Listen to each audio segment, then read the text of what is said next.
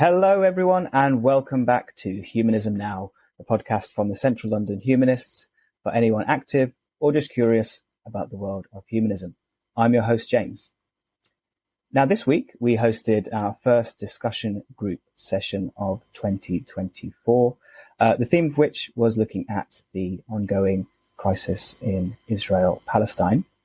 And we encountered a range of views from our humanist members on what should be the position of humanists or humanist groups when it comes to global conflict. So we wanted to use this week's podcast episode to explore some of those ideas in a bit more detail. And to discuss that, I'm joined by two of our regular panelists. AJ, good to see you again. Hi, James. Glad to be back. Thank you. And Happy New Year as well. I think this is our first recording of 2024. What's your our icebreaker question this week is, what's your theme for 2024? I know you've got big plans ahead, so what's going to be your theme for the year? Well, in some sense, my theme for this year is the same as every year. I try and go for a consistency across a longer period as possible. So I have certain watchwords, Kaizen, Ikigai, for example, the Japanese philosophies that I really believe in: consistency, finding your purpose, and trying to get a little bit better each day. So I think these kind of things I really believe in, and I don't think a Gregorian calendar sort of change has to prompt a rethink. But I suppose, as you said, I will be. I think we discussed in one of the previous episodes, I'll be traveling a fair bit this year, especially to Asia. I've been trying to cut down my traveling, but I have to do it for work. But I'm really looking forward to new experiences and new people and new horizons. So travel and exploration could be a theme that it's sort of being given to me rather than one that I've chosen. So I like that it. could be one. The year of exploration for AJ. That's great. Well, welcome back. And the host of our recent discussion group, Mark, Happy New Year. Happy New Year, James, and thank you for inviting me on this week. And also congratulations to AJ for his exciting new opportunities and exploring and travel, albeit I'm sure it'll be as carbon neutral as possible in Asia. So that sounds like a wonderful opportunity. And what would be your theme for the year ahead, Mark? What do you have on the horizon? Yeah, so as it happens, it has coincided with the change of year rather than being a sort of New Year's resolution. But I've been sort of going to be changing my activities a little bit this year if I can. So I have a chronic pain condition, which is very limiting, but I am able to be involved with this group, which is extremely fulfilling. But I also help run a pain support group, a peer support group, which I helped set up a few years ago. And I've somewhat neglected it over the last year or so because I've been so busy with other things. So I'm hoping to be more involved with that and to reset it and try to sort of develop that, because I think it's a very important area. And it's also one that's peer support is within health is something which is very much to the fore, is seeing a lot of development. So I'm quite eager to be more involved with that. It's great. So a year of support and community. Exactly. So some good aims, some excellent themes there. Thank you very much, both. For me, it's going to be a year of engaging more authentically, I think. Fewer emails, more in-person conversations is going to be my main objective for this year. So it's great to be joined by both of you for another insightful in-person conversation. So I mentioned at the start, 2023 was another year marked by global conflict, unfortunately. And we hosted this discussion group yesterday, very well attended event, obviously a very pressing issue for not just our members, for everyone at this time. So I wondered, in light of recent global conflicts, how do humanist principles guide your understanding of these issues, and what insights, Mark, perhaps if we can come to you first, what insights did you gain from discussing war, conflict in it from a humanist perspective, from meeting and talking with other members?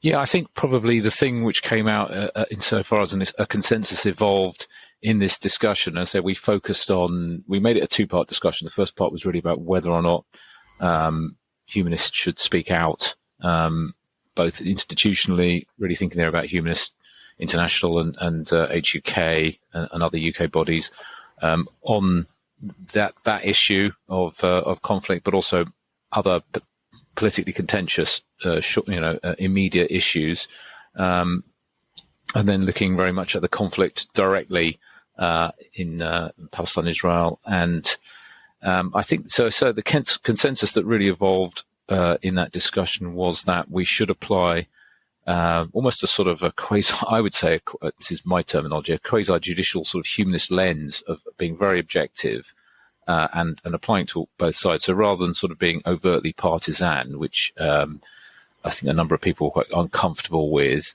as long as we are very objective about saying these are the humanist values and this is how we apply them in this context. And I think there was also a general consensus that certain things would be objected to by humanists, the killing of innocent people, unprovoked aggression, and I think also those things which are deemed to be by relevant experts to be war crimes or crimes against humanity. So, breaches of international law. So I think that's sort of where there were a range of opinions expressed, but that was probably where the sort of balance of opinion lay. I was lucky enough to attend as well. Very interesting discussion and conversation, and I agree. I think whilst there was disagreement in how outspoken groups or individuals should be, there was definitely consensus amongst not taking a side for sure, but actually taking a humanistic approach to these matters. And then you can, once you agree on those principles, you can start to apply that and act accordingly. AJ, I know you weren't able to attend, but in terms of when we talk about humanistic principles or viewing this through a humanistic lens, what are the values of humanism that you see that are applicable here, and how should they be applied? Yes, it was extremely pleasing to see that we, as Central London Humanists, are being visible in talking about Israel-Palestine, and hopefully many more issues to follow as well, because I think, although there are certain issues of humanist priority, especially in the UK, and there are campaigning priorities that Humanist UK and the partner organisations like us have, I think it's important for us to be seen globally and to see how humanist principles can be put in action. And I think Mark explained some of them very well there. Being non-partisan, I mean, humanists are political. We have to be. We're concerned with polity. We're concerned with social welfare, the ordering of society, and how we try and solve civilizational problems. But we can't be party political, I think. And that's part of being objective, having an evidence-based approach. When we talk about a scientific underpinning to humanism, I think it may sound a bit weird to apply that to, say, a political discussion, but I think there is something to be said there insofar as we should take a model-based approach and have models of understanding rather than hills that we want to die on necessarily. And with that comes a humility. I mean, I've been following the Israel-Palestine conflict since 2006. There's a lot that I don't understand about it. And I always, when I'm expressing a view, I always say, well, this is my current model, here's my concept, but I'm open to other inputs, either from democratic organizations, the UN General Assembly, other experts and authorities such as the International Court of Justice. We should always be willing to have that openness. And I think that's a really key part of the humanist perspective. And including in that, as well as the rationality and objectivity, there's an equal balance and a measure of empathy that's needed, because we're not just automaton, we're not just sort of rational calculating machines. Sometimes, even though the logical point or argument may lead us to one conclusion, we have to understand that the reality of how human beings are in their lived experiences, in their consciousness of what's going on around them, there can there needs to be some consideration for that and allow for people to have their intuitions and have maybe their emotional responses. And how do we factor that into a loving, considerate solution, or at least working towards a solution in a problem like Israel-Palestine or Russia-Ukraine? And at the end of it, whatever we decide or whatever policy we support, it has to be correct for that individual person. We don't just follow the crowd or jump on a bandwagon or get swept up in a further individual, independent arriving at that model of understanding, not claiming to understand the truth. I think is very important. And at the end of the day, we have to judge by results. If it's not having the result that we want, then we should be willing to change and adopt. And that also feeds back into that humility and not finding hills to be prepared to die on. But I think this is a very high level approach that I think serves me well in many parts of life, but also in my social activism. Just to agree with AJ, I think that you hear a lot of opinions expressed around, well, it's not really possible to say who's right, who's wrong, or we shouldn't take sides, and therefore we shouldn't really express an opinion, which I would see as being rather relativistic approaches. And I think that you can apply. I mean, governments, law courts, administrations, they do this all the time. They apply a body of principles to a set of facts and come to some sort of conclusion. Otherwise, we wouldn't be able to do anything. So I think that we can do that as humanists, as long as we are objective. And I think that which is, reasonable, fair, valid, perhaps even true, you could say, stands up to the interrogation of a sort of reasoned analysis, which considers all the evidence, looks at different points of view, and then can come to a conclusion. As long as you go through that process, then I think that's fine. That's not partisan. Truth isn't partisan, I don't think, or valid process is not partisan. So, and then ultimately, you've got to stand by what you come up with, and I think have the courage of your convictions to say what you think, and not worry too much about what resistance or pushback there may be in the short term, because I think history will judge you by where you actually stand, at the moment of crisis, rather than what you come to maybe 5 years later when everything has moved on. And what may be true for a UK activist may be different for a US activist or for an Israeli or a Palestinian. That's also part of understanding our situation, what options are open to us, having a evidence-based, sensible approach, rational approach to, if I do this action, what's likely to be that consequence? What's the best thing that I can do, given my time, resources as an individual, and also given my connections to whatever governments or other country I may represent or have links to. So not everyone, Rome wasn't built in a day, and not everyone has to build in the same way. That's also following a humanist principle. Again, these aren't excuses for inaction or dithering. Actually, I think it's quite the opposite. It's a way to filter, because I think often people are saying it's so complicated. It's so, the world's falling down around our ears. What do we do? Having a humanistic approach, using a mixture of empathy, solidarity, and also a rational, democratic approach can help us filter through the myriad of options that are available to us and say, okay, well, these are and obviously it's better in a group. So like Central London Humanists or Humanist UK or whatever group of movement you're involved in, struggling together with people and having that solidarity, that forces us to filter and prioritize. And it can make the task seem a lot less daunting, and you can see what the results are as you start to progress on that path. But that's I think the task of us as community activists, as organizers, to help people feel less alone, help them feel connected to a larger, whether it's signing a petition or going on a protest, or people have to express themselves in different ways, artistic protest, symbolic protest. But whatever they're doing, we can see how it fits into a larger movement. And humanism can certainly offer that, and it should be in the conversation. Yeah, I think that voice is very important, and I think that's what was the conclusion that I came away with. I must admit, I went in with a fairly open mind. It's a discussion I haven't really landed on, how I felt, what I felt the correct answer was in terms of how vocal humanists should be when it comes to global issues. But the overwhelming consensus was that the humanist voice is very important, because it does that, provides that space where people can feel safe and can share their views, and with those agreed principles of universal human rights, curiosity and compassion and evidence and reason, you can then start to construct some rational conversation around even very difficult, very, potentially personally traumatic topics. Because there was definitely a sense during that discussion group that, everybody had a charitable and well-meaning motivations, even if even if there were disagreements, and that's such a strong voice. And I think it was also a theme throughout of spreading, if not humanism, but secularism, I think, and the idea of tolerance around the world is a key factor in the spread of peace.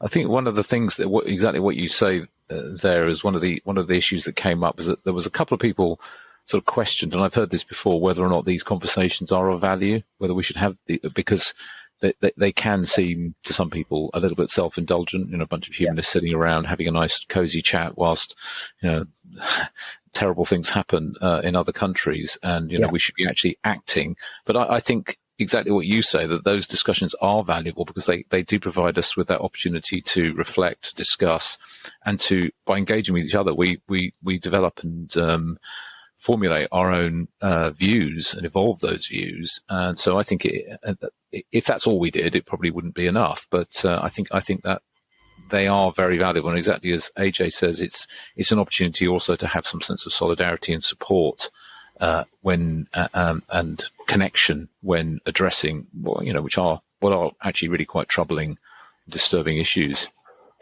Yeah, I think you can't say that this is too sensitive a topic, therefore we shouldn't talk about it, because that can only potentially makes it worse. And there was, in fact, a lot of talk of actually what action can we take to help people. Again, helping the human lives affected in the region. I think it leads on to the next topic, I guess, which was again broadly a bit of a theme of the discussion, which is really looking at the limits potentially of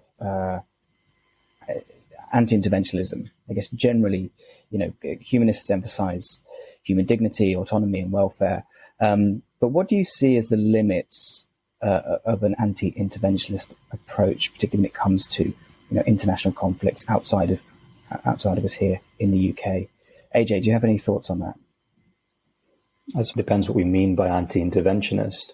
Maybe the common understanding would be, okay, well, we have to send weapons or militarily be involved, or some other kind of more macho form of intervention. If it's that, well, I guess that also falls into the category under the rubric of, let's consider the evidence base of it. Has it worked in the past? Is it likely to work now?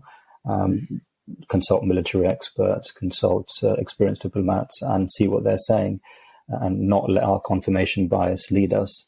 But unfortunately, I think interventions, we often think quite narrow with them. I think that the logic here is usually expressed something like, well, we can't do nothing.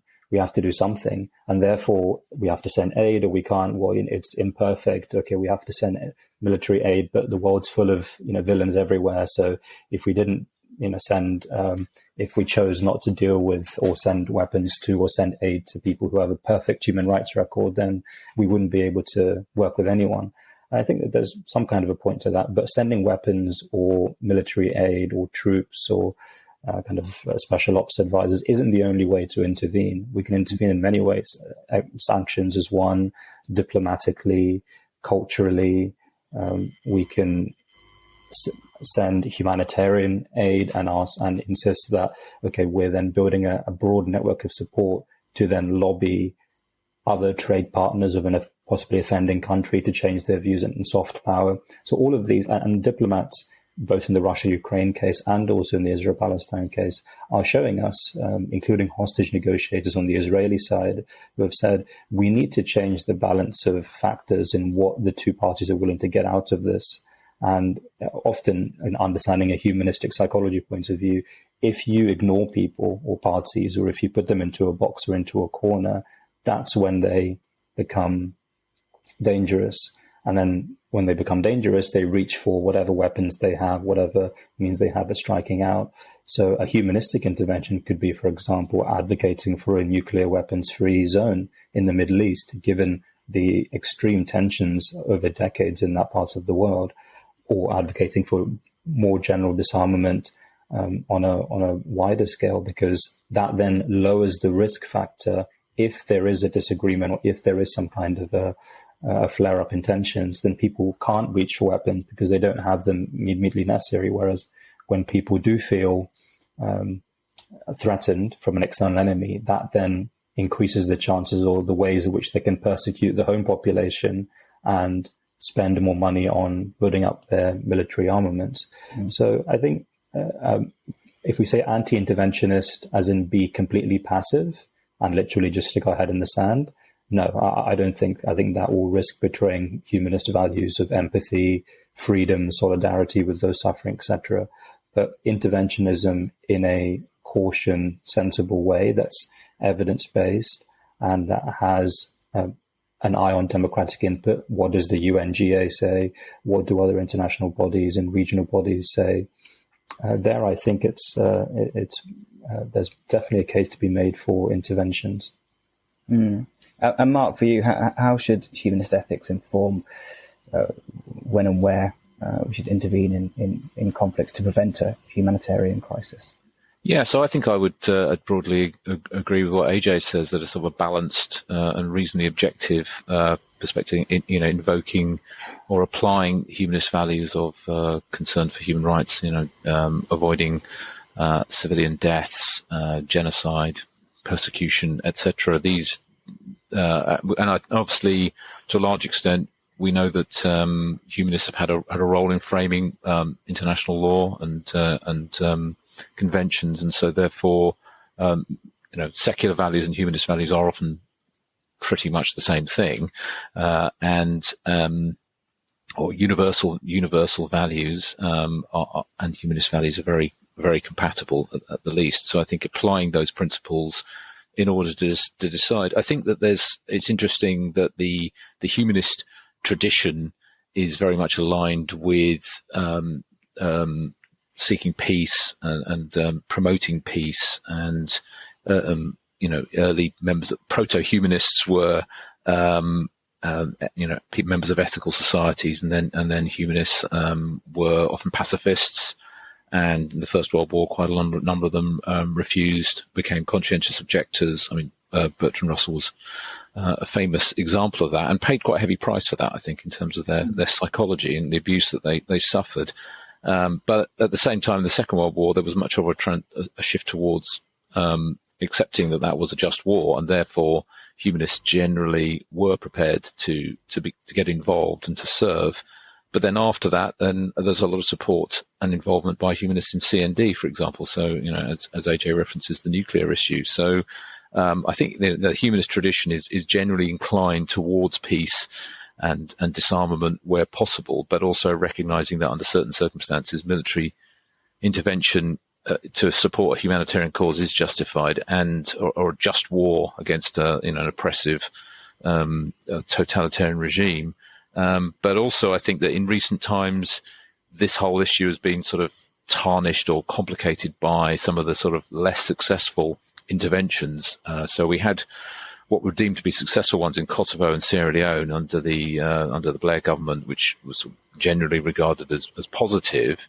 But then we had, obviously, Afghanistan and particularly Iraq, which was framed to some extent as a humanistic intervention to remove an oppressive regime, and which is widely perceived to have been a massive strategic blunder and caused enormous amounts of unnecessary suffering and destabilization. So that's the context, isn't it, in which we operate. That this, and then Libya again was postulated as a humanitarian intervention, and it seems to have had some disastrous consequences for regional instability, etc. So, yeah, that's complicated it a lot. But I think the humanistic principles, if we can sort of extract those, still essentially apply along the lines AJ expressed them. In the 90s, we had this mantra of the new military humanism, which was really bolstering the Clinton, Blair doctrines of, okay, well, now, especially after the Cold War, the Soviet Union has fallen, the right side won, and that fed into a lot of self-justification and self-righteousness about how and where we intervene. And just by the very fact that we're doing it, we're the enlightened West, the US and the UK and NATO, and therefore what we do must go. So that military humanism, we should sort of maybe throw up a flag and say that's quite unrelated to what we would say as humanism. It's, again, understanding human psychology and going back to seeing us in that, what our psychological tendencies are, as we've said before, in so many aspects of our lives. That informs my point of view as a humanist. Humans tend to look for justifications for their actions before and after, whatever their actions are. So just war, as Mark mentioned, in arguably every war ever fought was a just war, because that's what the people who initiated them said they were, because they wanted to look in the mirror and believe, and this includes some of the worst people who ever lived, but that doesn't mean that it's a just war. Now, there's obviously a spectrum of, again, depending on how the results and the evidence base shows the consequences of that were. But certainly, I think bombing, for example, in the Libya case that Mark mentioned, those can't by any means that I'm aware of be seen as a humanistic intervention. And so that's one thing, that our tendency to self-justify, that we have to be really cautious of, and especially when it's we're doing it, because the hardest thing to do is look in the mirror. And another tendency is the sunk cost fallacy, where once we sort of rush ourselves and G ourselves up into a fervor and intervene, we sort of say, well, we're already committed now, and that's it. And then that then becomes an excuse for further and further interventions. And especially now, I mean, it's not as it was maybe even 50 years ago, certainly 100 years ago, where war and military actions were quite distinct. And so there was a Ministry of War, and it's sort of it can be more or less cleanly delineated from, say, peacetime. Now, especially in the past few decades, we live in an age of endless war, of dirty wars, of mercenaries, of black ops operations, where we don't actually know many of these actors. Are they intelligence? When Russia invaded Ukraine, of course, Putin called it a special military operation rather than a war or an invasion. I mean, semantics we can be bandied around again as part of self-justification of our actions. So I think because we're getting into this, we're in this era of dirty wars, and the line between peacetime and wartime is blurring. We have to be extra careful about even, I think, dipping a toe into intervening into another country's sovereign affairs in that kind of a very aggressive way, and using violence. And violence can be economic, violence can be military, even sort of sending military advisors can be seen in the wrong way.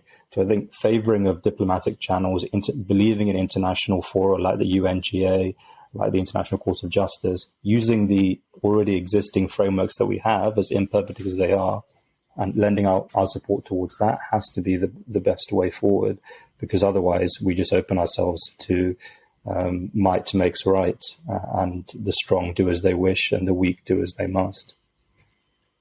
Yeah, certainly in the modern age of disinformation, it's much more challenging to conduct that virtue of evidence and curiosity and make sure that you're making evidence-based decisions. And I think it's absolutely right to flag the dangers. I think, as we often mention, the dangers of righteousness from any point of view. Even for those of us who are non-religious. And humans are excellent at rationalizing and justifying their decisions once they've come to an emotive decision. So yes, definitely trying as much as possible, as you say, to really try to consider as much evidence as possible and take that approach. And it's becoming increasingly difficult. I wonder, just before we wrap up on this topic, one of the interesting points I think of discussion, whether there wasn't a broad consensus yesterday, was really how much whether we should refer to this as a religious conflict. There were certainly some strong opinions that it's unhelpful to talk of this Israel-Palestine, you mean? As Israel-Palestine as a religious war, and others who felt that it's unavoidable, and obviously you remove the religious element from the region, and you have much more of an opportunity to de-escalate the situation. AJ, I wonder, from your point of view, you're very much involved in interfaith dialogue. Do you see a big role? Well, firstly, I guess, how much do you think it's right to emphasize the role that religion plays in the Israel-Palestine conflict? And secondly, what role do you see the growth of secularism and in particular more interfaith? Not necessarily saying that people have to be humanistic or atheistic, but actually promoting interfaith dialogue as a route to greater understanding and a long-term route to peace. This is something that I really try and focus on in my interfaith work, and I think it's the high watermark and the goal of all of the interfaith community building and the time that I spent with religious colleagues and friends. It leads towards things like this. In times like this is when we really show what a humanistic love and a spirituality that crosses faith and belief boundaries and where the benefit of that can be. It can save lives, it can reduce suffering, it can break down barriers of ignorance. So having said that, I wouldn't necessarily say that Israel-Palestine is a religious war. That's not my model of understanding, but religious arguments are deployed to exacerbate it. And again, as we said, just war theory, and we've seen the Israeli government use biblical Amalekite references when it comes to how they view the Palestinians. So especially it's overcompensation, isn't it? It's projection. So that's just another very understandable and relatable human trait. When we're unsure of our ground legally, and we can see that the anger within us or the response that we sort of seem to be carried away with doing is inflicting so much harm upon others, we need to reach for very, very powerful millennia-old arguments to fortify ourselves against the evil that we're committing. And I say we as in humans. Mm-hmm. So I can see that trend certainly on both sides, both on the Israeli side and the Palestinian side, where then you get a war of words and one-upmanship saying, well, we will fight to the last, our God is better than your God, or they're fortifying themselves to do, because humans, I think, most humans naturally are very averse to violence. So when people have to feel they are backed into a corner, like a tiger being backed into a corner, it needs to G itself up to then try and strike out at its perceived attacker. So the crime is putting people in that situation. I think it's not surprising that people will reach for this religious argument, but it's putting people in that situation. And I think one way of de-escalating tensions I've found, as you know, I help facilitate a weekly Quran class, and the past 2 weeks, which is why I couldn't attend the Israel-Palestine discussion group that the Humanists hosted yesterday, focused on Israel-Palestine. And sure, there are some avenues there where you can say, well, let's take people out of the political, very tense situation and atmosphere and look at how actually Islam and Judaism have so much in common. They're both Abrahamic, and there's a history there and a theology, and I'm quite interested in that. Many humanists may not be, but it's to do with human beliefs and human welfare and human well-being, and a lot of people place a lot of stock in that. So I'm interested in it from a human welfare point of view and how we can build bridges and through dialogue trying to build a better society. So from that perspective, I'm interested in it. And I think there is a beauty to be found in how people can find solace in these in theological and divine doctrines. So there is some way to unlock tensions using that, but it's not the only way. There also has to be political solutions. It can't just be, let's have a Bible study, let's have a Torah study or a Quran study. We also have to address real on-the-ground realities such as water, fences, walls, borders, and land. Ultimately, there has to be a practical solution that's offered in the real world, not just a change of theological perspective and kumbaya and increasing love. It's an important background, but dialogue can take many forms. For example, we can just even sharing food, sharing culture, sharing music. Humanist UK, which I'm sure we'll have Jeremy Rodell on later on this year, the dialogue officer of Humanist UK, for a podcast. He's very experienced in this, and he often says it's not meant to be a debating club dialogue. It's meant to be understanding, just exposing each other to that, to have that interface and have those interactions, and trust that our common humanity will come out and we'll be able to connect and overcome our differences. Absolutely, yeah. That mutual understanding and understand that shared human experiences or shared human origins, the more you can spread that, you do start to build bridges and mend fences for sure. So, Mark, I guess to close, you moderated the discussion yesterday. What were there any of the key takeaways or things you learned that you'd like to share?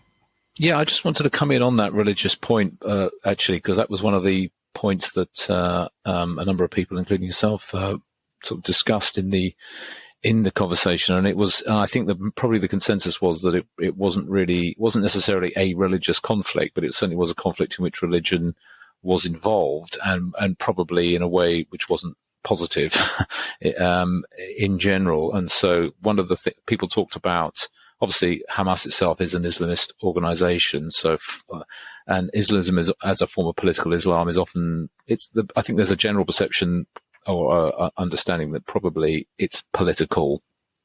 And as somebody said in the conversation, it's about, using religion as a galvanizing, activating force for political ends to a large extent. But but at the same time, it does promote quite an extreme version of that religion as a way of governing society, I think.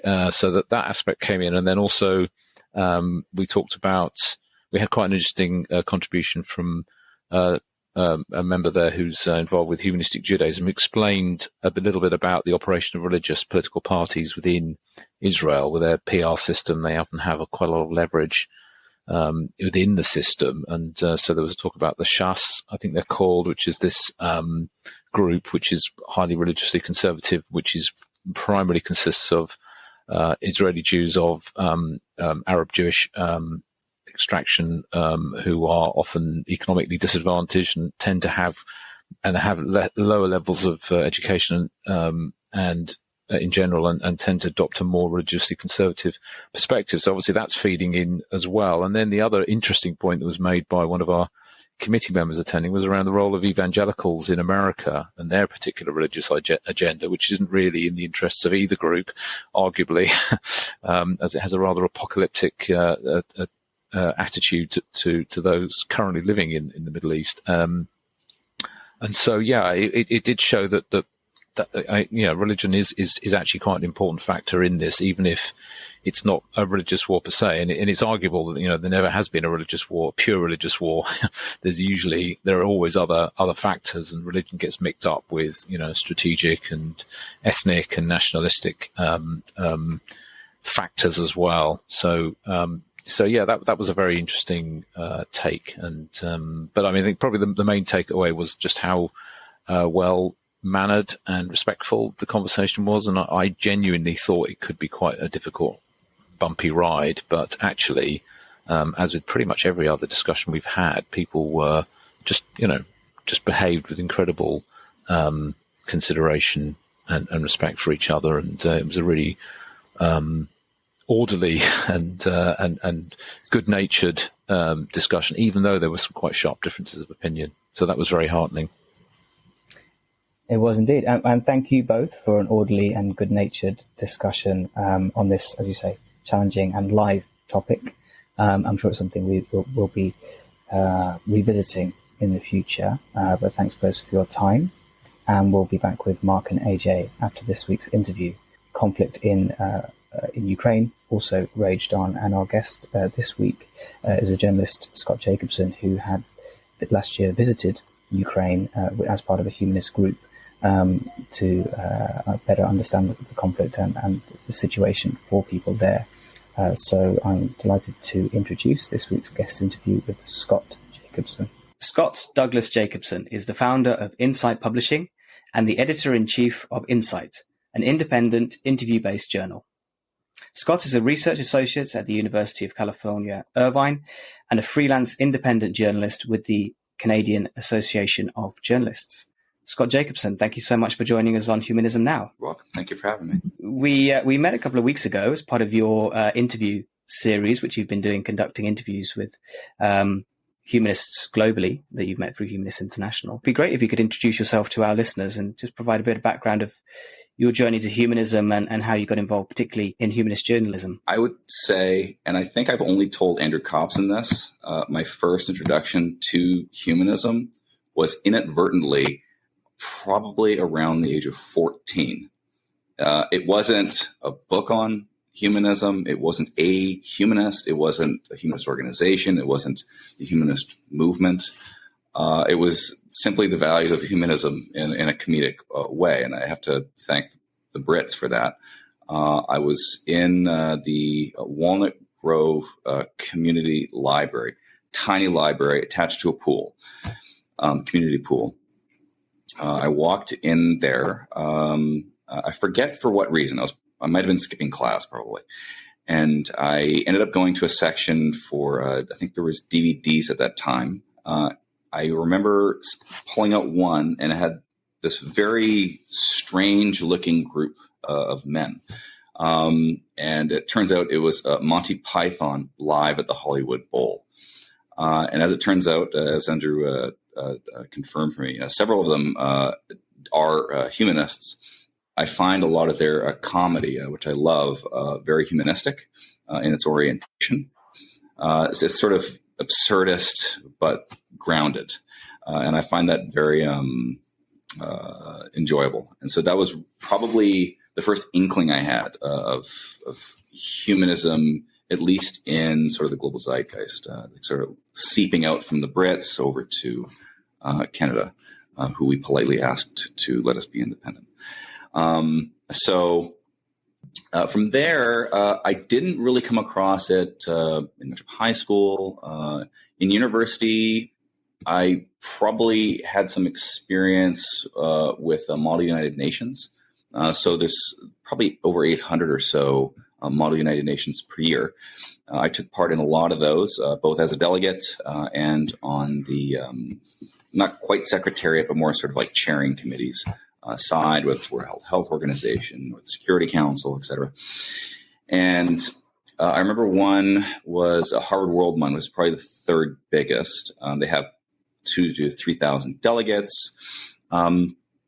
It's a 5-day event. It's an excuse for sort of young and up-and-coming students around the world to both get a lot of practice in a simulation of the United Nations, as well as to have a wonderful, expensive party blowing a lot of money late at night, most nights. And there's tons of events that they plan out. And so usually they have Harvard University followed by a secondary host university of that host country and city. And then they coordinate to make that happen. And that practice of debate, dialogue, cooperation, that's really around the time of the foundation of a lot of the modern organized humanist movement. As we know, with the most recent Amsterdam Declaration 2022, there is more of an acknowledgement of patterns, tendencies in the global history of humanist values popping up. So it is a universalist ethic within that recorded human history. Yet its organized movement just happened to have happened within the last century or so. And with the United Nations, Western world collapsed. People were trying to prevent those sorts of atrocities from happening again. And so, after the collapse of the League of Nations, we had the foundation of the United Nations. And that orientation really fits well with the secular humanist or humanist worldview. And so that kind of practice at those Model United Nations, I found, was sort of a precursor to getting into that. I started I was in 3 psychology labs at that time.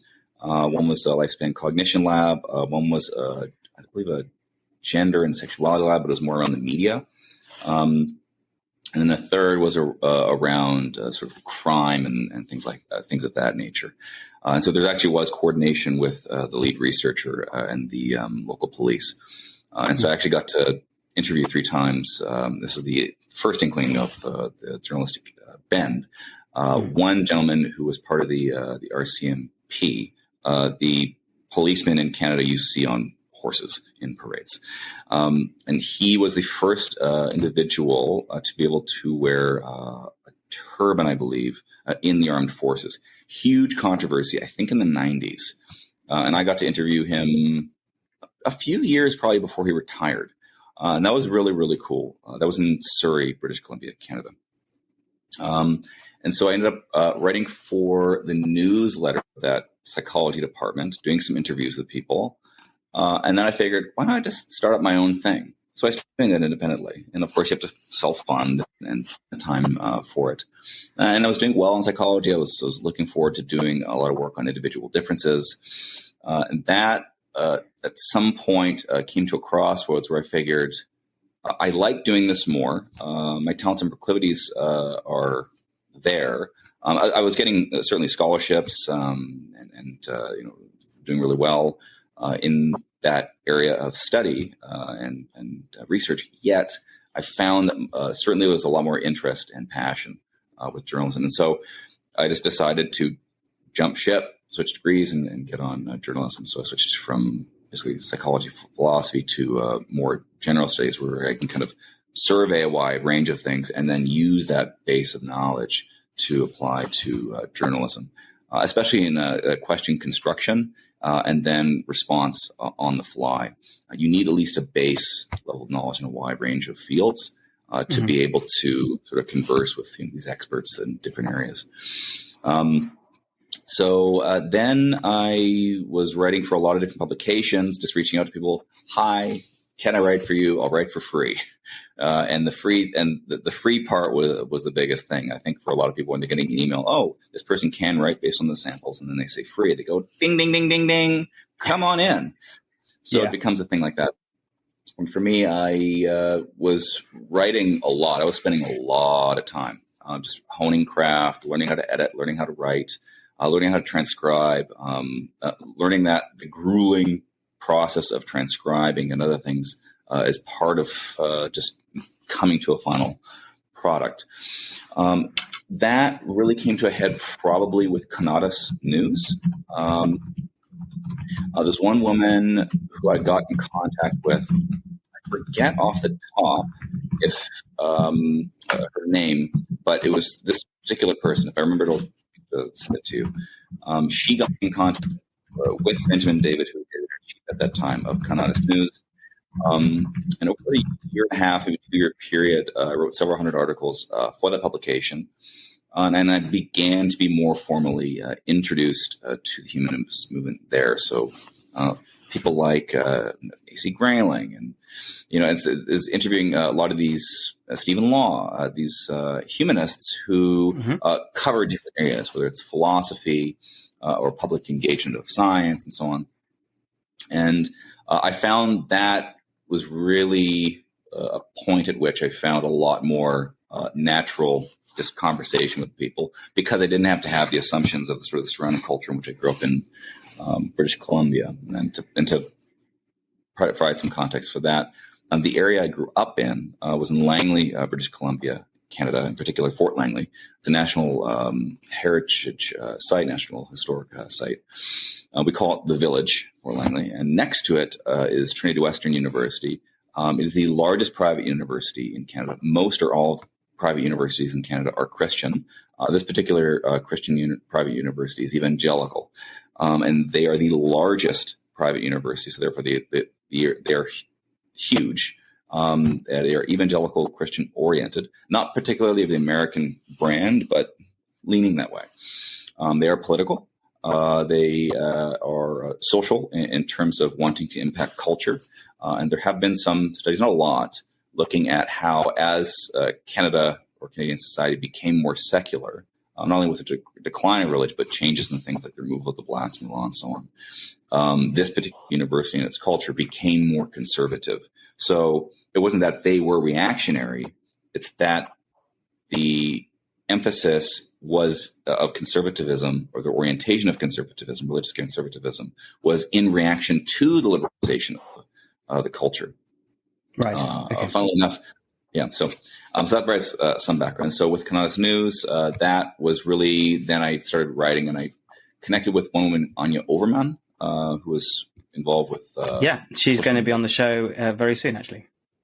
There you go. So thank you, Anya. So she was the first entry into doing some writing for, I think Humanist Voices was up and running at that time. It was somehow, she was the entry point to Young Humanist International. Then things started picking up with Humanist Canada, Centre for Inquiry Canada, and Humanist International. And then the story sort of developed from there. You mentioned you've interviewed many experts, many of people who are quite well known in the humanist space and newcomers like myself. What have you learnt, and how has conducting these interviews shaped your views on humanism or your worldview in general through having so many conversations with experts in the field? The biggest trend internationally is everyone agrees on the same values. That's why everyone seems to be more or less okay with Amsterdam declarations, things of this nature, or the shorthand version of humanism. The difference per region, even per country within a region, is emphasis on what values. That's where the rub is for most people. So in certain areas, freedom of expression is more important.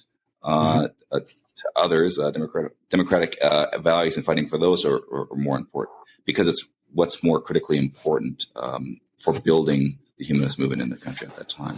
So it's almost like they found humanism as a salve for particular issues in their country.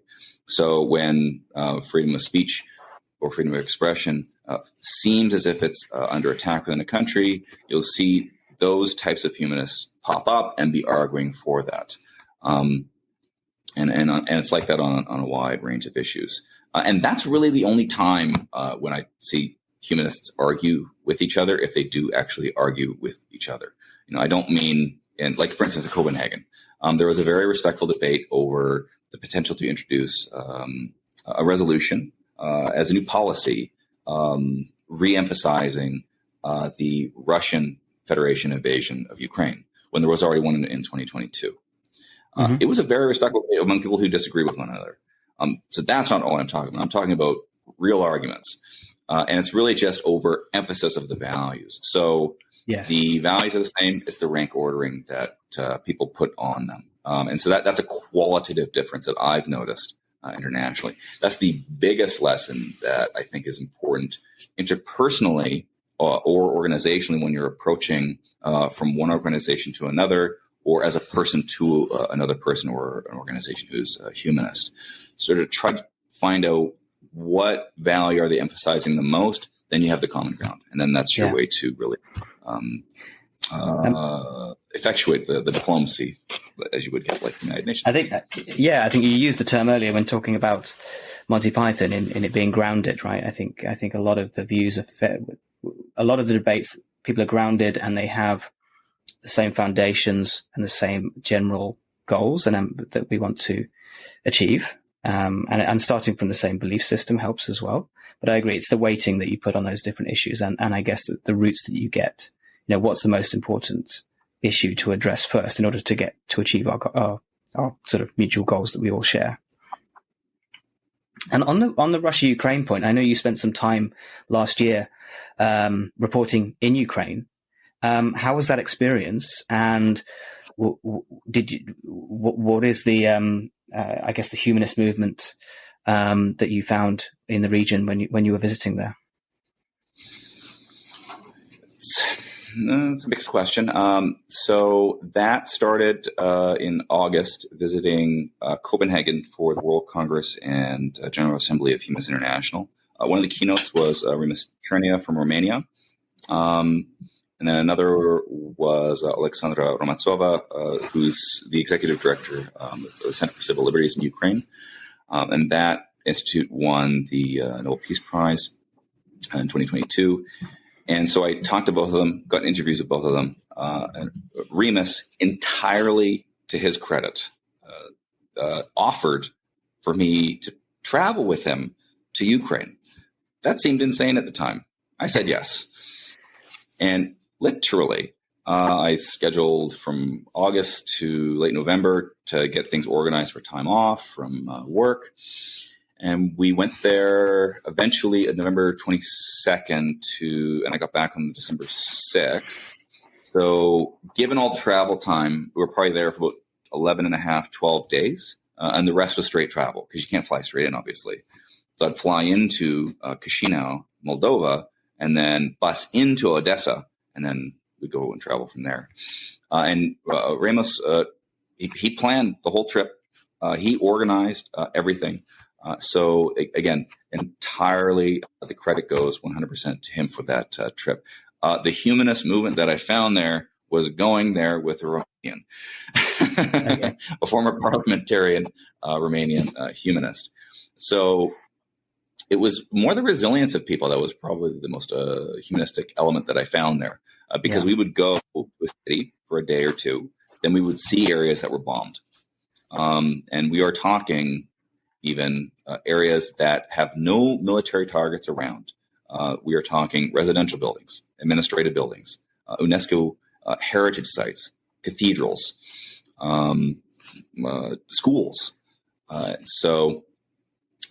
These are campaigns of terrorizing a public, and the air raid alarms will go off every night, no matter the city, somewhere between 2, 3, 4, 5 a.m., 1 a.m.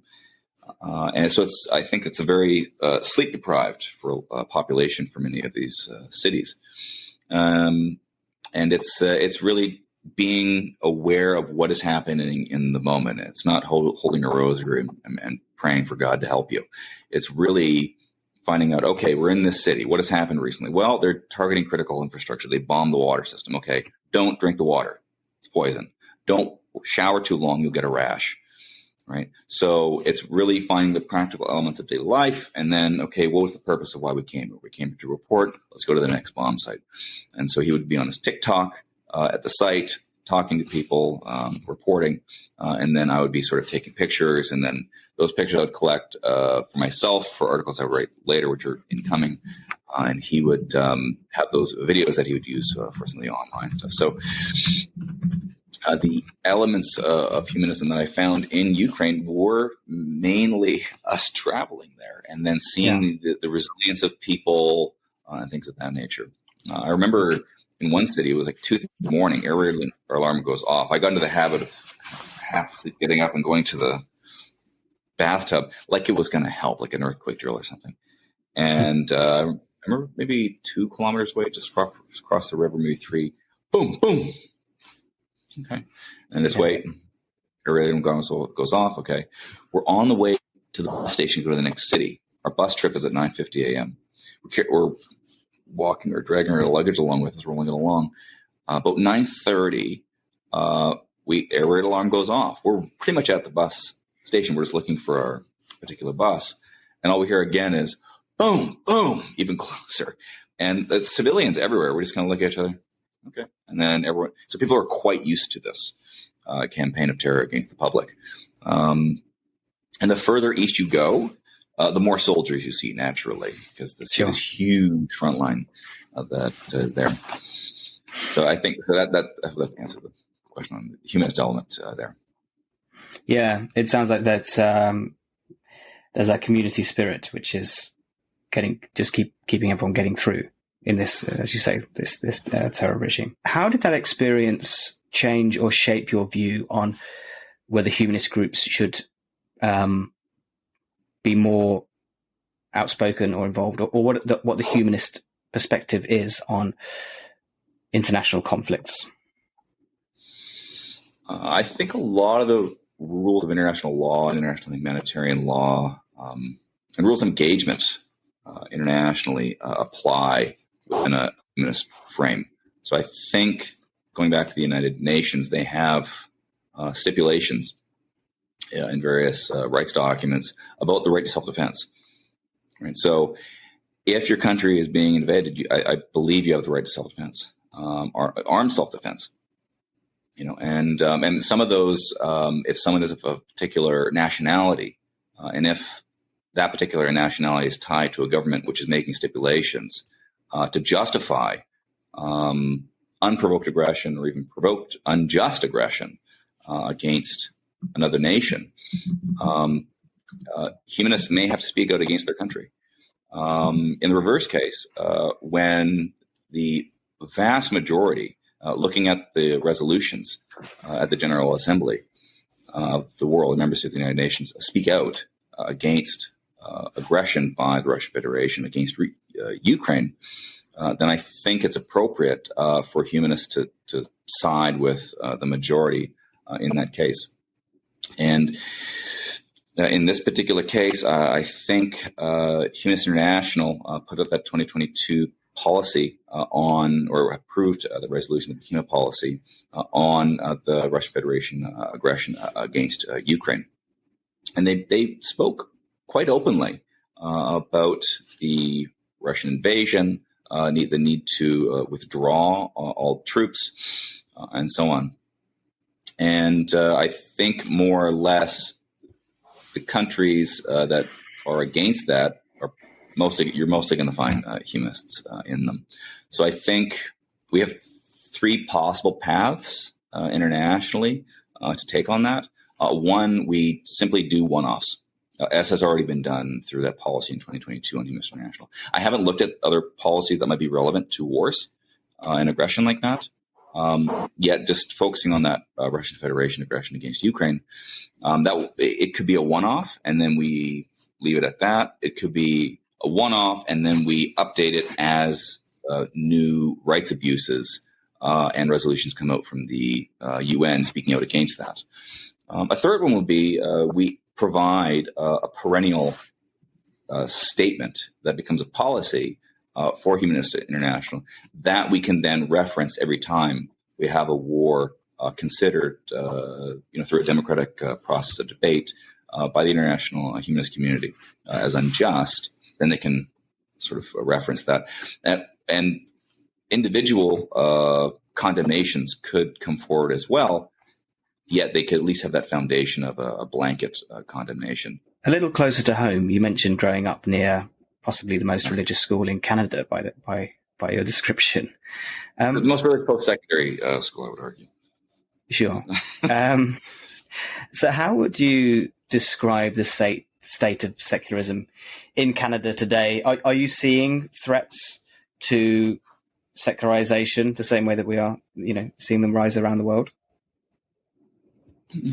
Canada's a bit weird. It depends on the humanist. It depends on the issue. On some issues, you'll get a very different answer from the Quebecois humanists than from the Anglophone humanists. I saw this when I was on the board of Humanist Canada. This was a constant argument that I saw. But it was also generational because those were an older cohort. And for their generation in Canada, that was the era of Pierre Trudeau and putting in the Charter of Rights and Freedom in Canada and making the federal documentation Anglophone and Francophone, bilingual. So for them, it's a much more sensitive issue. For younger humanists, it's not as important of an issue. Within British Columbia, the British Columbia Humanist Association, they tend to be very active. They tend to punch quite above their weight. So we're speaking of Ian Bushfield or Dr. Teal Phelps-Bondaroff. So Ian obviously is the executive director of that organization, and Teal is really on the research end of things. Ian, he's known for being very good at organizing. He had this little bit of controversial period, but I haven't heard much about that since. And then with Teal, he's very robust, especially with documenting municipal prayers was one big move. And they found that there was a lot. And it was like the End Blasphemy Laws campaign of Humanist International, where it actually has been quite effective in ending blasphemy laws. You can argue that it was just like it was on the books or whatever. But in Canada, we had one. It was only used once. Do you know what it was used for or attempted to be used for? Do you know what? I'd have no idea. I'd be guessing. So educate us. Decades ago, when The Life of Brian came out, people tried to use it. Of course. We're back to Monty Python. It all goes back to them. And again, it pointing out the absurdity of these laws. Yeah, it's if someone wants to abide by that law, and if they are that religion, go for it. Why does the rest of a society of different religions or a different denomination or no religion have to abide by a religious law? For others who have no religion, it's an imaginary law. It's an imaginary crime. Yet it has real effects. Think of Mubarak Bala. Think of Ayaz Nizami in Pakistan. Yeah. He's been in jail since I was writing for Canonist News. He's one of those cases people don't speak much about. It's a pen name, or Abdul Wahid. He's actually on the listing for the United States Commission on International Religious Freedom. And he's still in jail. I think it was in 2021 in January, maybe January 6th, 7th, or 8th. He got the death penalty. 3 other men got the death penalty. These were the first class of cyber terrorism, because it was an application of blasphemy under terrorism laws in that case. Do we know if they have any right to appeal still in those cases? I don't know enough of the legal setup to know what kind of rights they would have, but I would assume that they would have the ability to do so maybe at international level, maybe with a little pressure. Yeah. But even with Mubarak Bala, where we had very prominent people and prominent news reporting on it, that pressure still probably wasn't quite enough. However, countries and national leaders hate bad international press, so that kind of push can really help. So these the cases in Canada that was used at one point. So British Columbia Humanist Association, they're certainly on the more center left end of things, and the Quebecois, they tend to be more center right. And there are a couple individual people who run an organization that they sort of speak on particular issues and concerns around Islam and Islamism. And then there are some that focus purely on political matters, and they'll bring together a coalition of people actually to put forward appeals to the federal government. So SCS, I forget the name off the top. So it sounds like it's quite structured, it's quite well organized. The sort of there's a robust movement in place. There is. The disagreements organizationally tend to be personality disagreements. Well, that's the same everywhere, for sure. I just have a couple of quick fire questions before we go. Firstly, I'm sure our listeners will want to read everything and hear more from you. Where's the best place to find you or follow you? I would argue I'm publishing more in the Good Men Project right now. So I'd look there and listen to me. I barely do audio interviews. Isn't that terrible? I should do more. I told Leo Igwe, I said, I'm following your lead. And so I started doing more interviews. We have a wonderful podcast named Humanism Now. We heard there. That's a good place to find you. And we'll share your social handles in the podcast description as well. And finally, our usual question just before we go. What's something that you've changed your mind on recently? Two things. One, sort of practical. I'm transitioning out of working in the equestrian industry. So I live in the horse capital of British Columbia. I decided to do a journalistic project working and writing on that industry because it's very interesting to live here. And it was a very steep learning curve. It's still a very steep learning curve. So I changed my mind on thinking I could get super far in this field. It's definitely not an area of expertise for me in terms of just the how to work with a horse. Yet I can do sort of basic to intermediate tasks. I can be comfortable around a horse, and I'm proud that I made it that far. Intellectually, that international change isn't going to be happening as fast as I would like it to, and there will be significant setbacks, especially through human rights abuse in a lot of areas where it's life or death. It's not about other important issues, but less immediate, like respect for an individual's sense of personal identity and autonomy. It's more just getting people the basic needs that they need to live a dignified, ethical life. Well, and I guess that just highlights the importance of reporting and getting these stories out there. And as you said, publicizing some of these, all of these issues and keeping the pressure on and hopefully keep up the great work, Scott. And hopefully we'll see that change happen, hopefully a little bit faster than it has been recently. But thank you for everything that you do. And thank you so much for joining us on Humanism Now. Very well. Thank you. Welcome back to Humanism Now, and thanks once again to Scott Jacobson for joining us after a long day of looking after horses, which you could see had started to take his toll by the time we were chatting then. But it's a fascinating range of experiences, and definitely do check out his interviews and blog. He's spoken with some amazing people, and he's just a really fascinating guy. Mark, what did you take away from that interview there with Scott?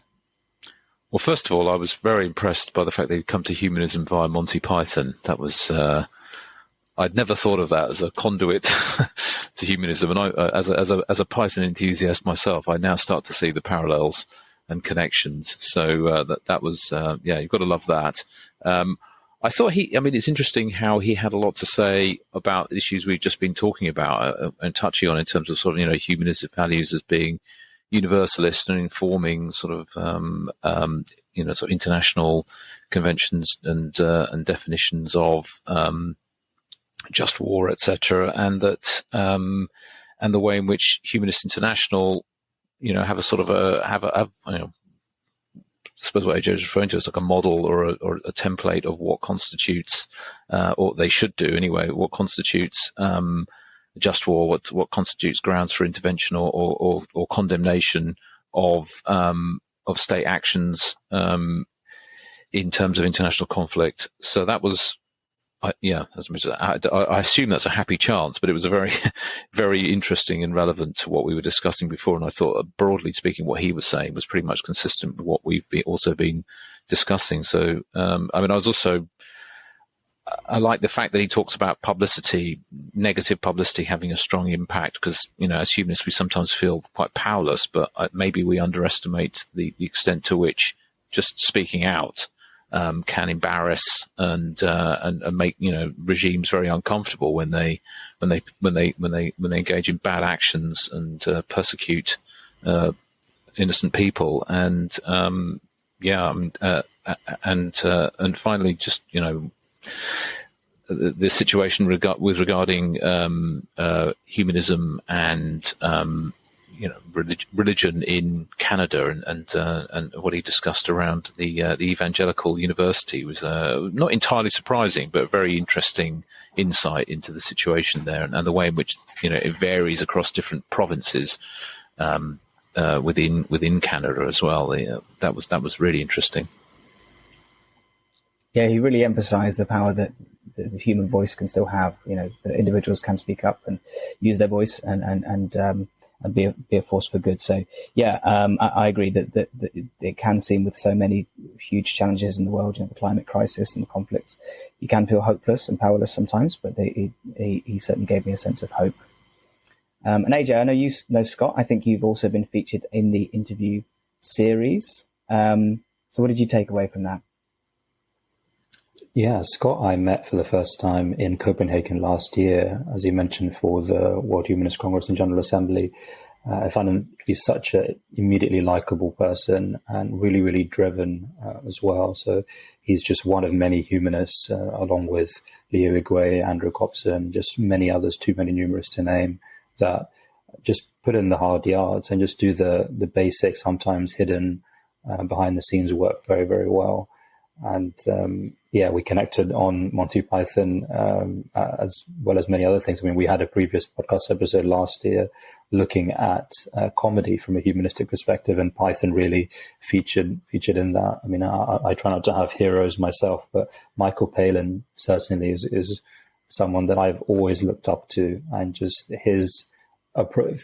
I think comedians can often, we mentioned this a bit in that podcast, comedians can often give us an insight into other aspects of our society and social discourse, even politics and philosophy, even though they're not politicians or philosophers themselves. Just the attitude and the way their brain can work, I think, is really nice. And Scott definitely has that he kind of brings that to his journalism. Maybe you could say, he's doing for humanistic journalism what Python did for comedy in some sense. And the importance of journalism really came out to me listening to him there. And whenever I read his work, he's so passionate about, as many journalists are, but we need more humanistic journalists like him who are flying the flag for humanism. He's relentless. Again, he traveled all the way to Ukraine, put himself at some personal risk there to go and meet Remus, another colleague and friend of ours who also came to Copenhagen. Really, really brave journalist in his own right. And please do follow him on TikTok, Romanian journalist who's really trying to document what's going on in Ukraine. Because ultimately, we know, I think it's true, democracy dies in darkness.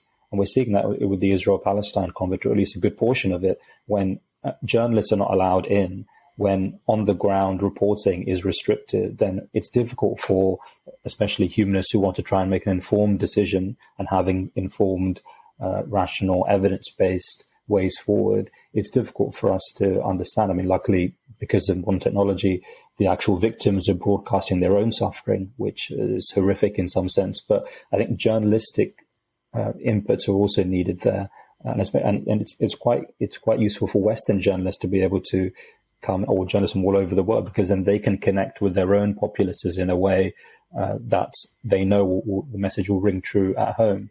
So Scott's embodying a lot of what I think we need in journalism, humanistic journalism. And another thing that he embodies is the internationalist aspect of it.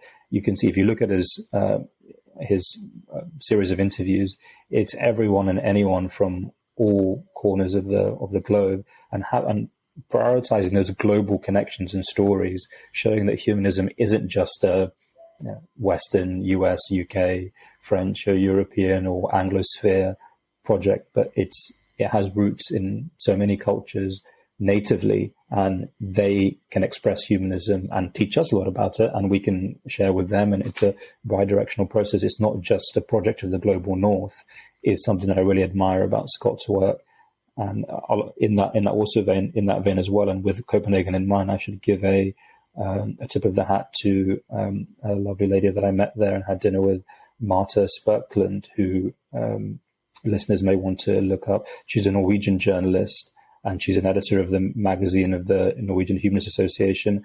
And she, I think, and Scott, both in my mind, embody the importance of progressives getting better at narrative storytelling, which often is pointed out that the right-wing or anti-progressives or conservatives are very good at speaking in narratives, very good at having that kind of grander narrative and tale that people could then feel a part of. Whereas maybe the progressives, we speak more in, again, this narrow version of humanism being, we're just rational, we focus on the facts, we're kind of don't want to be weakened by emotions or intuition or giving into sort of other sympathies. I think that's a narrow and weakens humanism for a reason. Humanism, as we said before, has to be embracing both the empathetic and also the rational, the emotional, and also the logical, and focusing on human beings to find and amplify their stories and tell the story of humanism that way, rather than maybe just in non-fiction or reporting, is something that I think Marta and also Scott embody perfectly. Yeah, we certainly need more like him, but and agreed, it's quite a skill. And yeah, I think actually the role of the free press and the role of storytelling, and these are interesting topics for us to explore in future episodes, and in terms of their importance in the humanistic movement. Great. Well, thank you both for your feedback. And with that, we've come to the end of another episode of Humanism Now. So thank you to both of our guests for joining us here today. Mark, is there anything happening with any of your groups that you organise, or particularly with CLH, that you'd like to plug? So in terms of the discussion group, as mentioned, we will be having another one. It's on the second Thursday of each month. So we have yet to specify a topic, but we'll be making an announcement on Meetup about that quite soon. And obviously, the exciting event is we've got our AGM coming up, which will be a fantastic opportunity for the group to come together and to enjoy each other's company, and a summary of the activities over the last year, including my treasurer's report, which will be, I think, the highlight, and also free food and drink provided. So what's not to like? So that should be, and as well, of course, as I'll let you describe, but we have a really exciting speaker as well who will be taking over the second part and presenting the second part of that meeting. Absolutely. Yeah, as mentioned on the podcast previously, we will have Madeleine Goodall joining us from the Humanist Heritage Project to talk about London's rich humanist history. So very much looking forward to that. And you can catch up on Madeleine's episode of the podcast as well, if you'd like to find out more.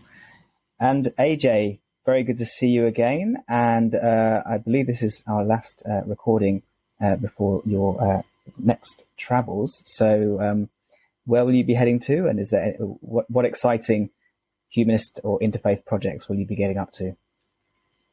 It's always a pleasure to join you, James. I'm glad to be back. And I felt I could have done more last year. And I want to, despite my traveling and other commitments, I do want to be more of a regular feature on the podcast, despite the time zone. So happy to kick off the year in the right way. So I'll unfortunately miss the CLH AGM next week as I'll be traveling. But I'll be back just in time for one of the highlights of the spring and first half of the year, which I've been going for a few years now, which is the Youth Interfaith Summit organized by the Faith and Belief Forum, which Humanist UK and Young Humanist have good links with, and also Religions for Peace UK, on which I help out with the steering committee. And there's a special focus on climate this year as well. That will be, I think, the first week or just maybe the 8th of February, if I can check that quickly. Yes, it's the 8th of February. So I'll be back in just in time for that. So if listeners are curious about that or planning to go, please do connect with me.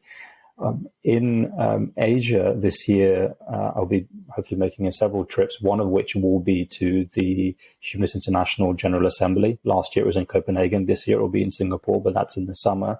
But there'll be a few trips around that as well. So if you are in the Philippines or in Kuala Lumpur or Vietnam or Singapore or Bangkok, please do get in touch, because I'd love to hear, especially in Malaysia and in Thailand, what humanistic and secular projects are going on there.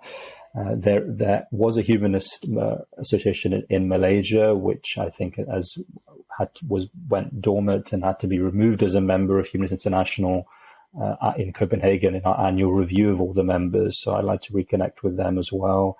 There's various sort of Facebook groups and outreaches that I've made, but having some on the ground knowledge there would certainly really help. But as part of being a director in Humanist International, the scope and the brief is really global, and especially in Asia, we see a massive black hole. I won't be traveling in Central Asia, unfortunately. I hope to do so in the future, but if I have the opportunity, but especially in Central Asia, where we have a dominance of religious republics and theocracies, there is a stranglehold and a suffocation on, as the Freedom of Thought report released by Humanist International said towards the end of last year, on even just the counting of secular, rationalist, non-religious people, let alone trying to provide for their human rights and trying to provide for their civic needs. They almost are a non-factor. And I think especially youth have a really important part to play in that, using things like social media, TikTok, Telegram, to get around state censors and restrictions to try and make sure that their voices are heard. That feeds into the parts of what we were saying before with the people like Scott and Marta and others. So they can have people to go and interview and amplify their voices and tell their stories, because humanism really needs that global aspect emphasized as much as possible. So whatever small part I can play in that this year, I look forward to doing it. As we said, year of exploration. Fantastic. Well, thank you both once again for joining us, and thanks again, listener, for joining us on Humanism Now. If you like the show, please do rate us, and share it with anyone you think would be interested. You can contact us to submit your questions or nominate guests at humanise.live@gmail.com. And we're now live on most social outlets as well. The links will be in the show notes, as well as the links to anything referenced in today's episode. So thank you once again for joining us, and we will speak to you next time on Humanism Now.